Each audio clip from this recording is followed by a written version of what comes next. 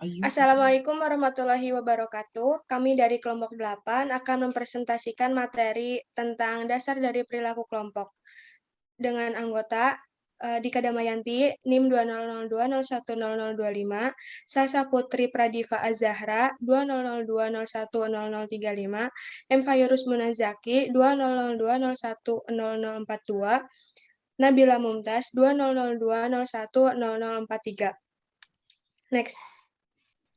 Pengertian kelompok. Pengertian kelompok adalah sekumpulan orang yang mempunyai tujuan, norma, nilai yang sama dengan secara sengaja dan teratur, serta saling berinteraksi.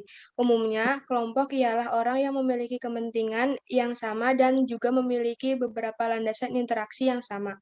Dengan itu, mereka akan saling terikat bersamaan dengan serangkaian hubungan sosial yang khas.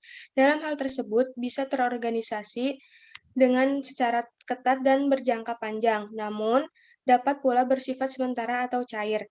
Menurut Kamus Besar Bahasa Indonesia atau KBBI, arti kata kelompok adalah kumpulan tentang orang, binatang, dan sebagainya. Arti lainnya dari kelompok adalah golongan atau tentang profesi, aliran, lapisan masyarakat, dan sebagainya.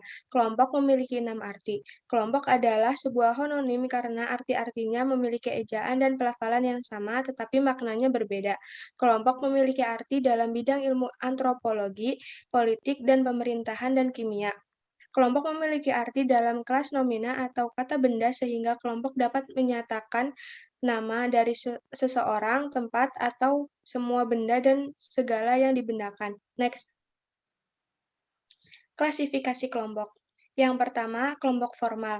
Kelompok formal ada dalam setiap organisasi. Kelompok formal atau formal group adalah suatu subunit organisasi yang resmi didirikan dengan anggaran dasar organisasi atau dengan surat keputusan manajer.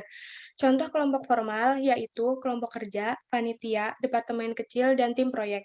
Tujuan kelompok formal adalah peraturan-peraturan, keanggotaan, pemilihan pemimpin, biasanya ditentukan oleh organisasi dalam ketentuan-ketentuan atau perintah organisasi ini. Yang kedua, kelompok informal atau informal group. Juga dapat ditemukan dalam setiap organisasi, kelompok-kelompok ini berkembang menyimpang dari rancangan organisasi yang ditetapkan secara resmi dan kelompok informal hidup sebagai subkultur yang relatif berkuasa atau dominan dalam organisasi. Ada kelompok informal yang terdiri dari para manajer di samping kelompok-kelompok informal yang terdiri dari para pekerja non-pengawas.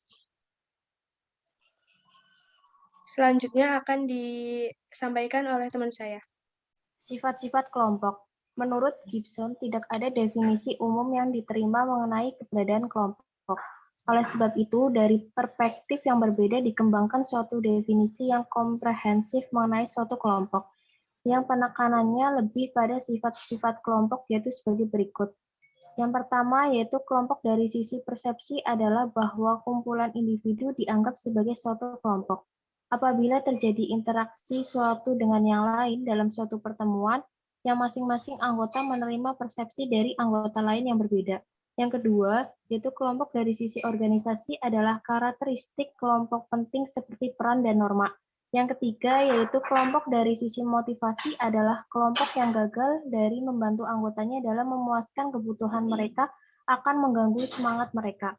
Yang keempat, yaitu kelompok dari sisi interaksi adalah interaksi dalam bentuk interpedensi adalah mengelompokkan pandangan ini menitik beratkan pada interaksi interpersonal.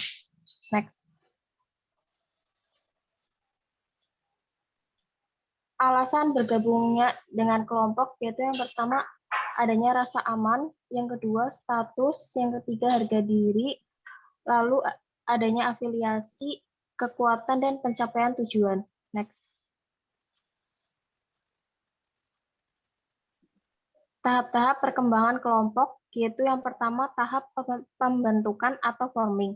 Memiliki karakteristik besarnya ketidakpastian atas tujuan, struktur, dan kepemimpinan kelompok tersebut. Yang kedua, tahap timbulnya konflik atau storming, yaitu suatu dari konflik intrakelompok.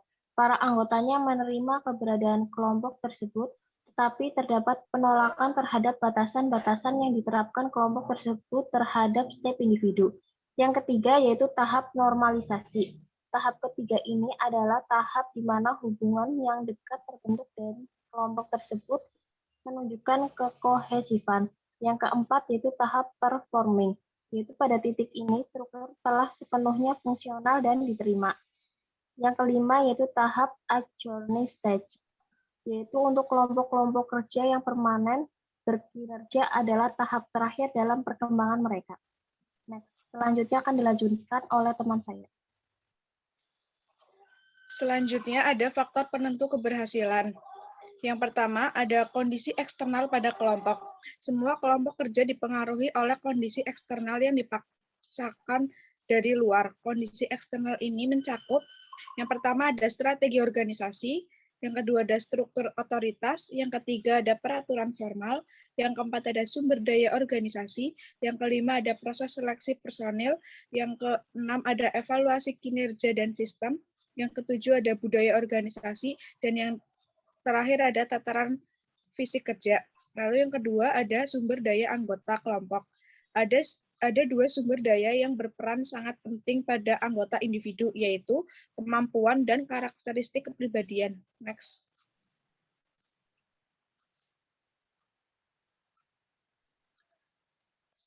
Yang selanjutnya ada struktur kelompok. Yang pertama ada kepemimpinan formal. Orang ini umumnya mempunyai jabatan seperti misalnya manajer unit, manajer bagian,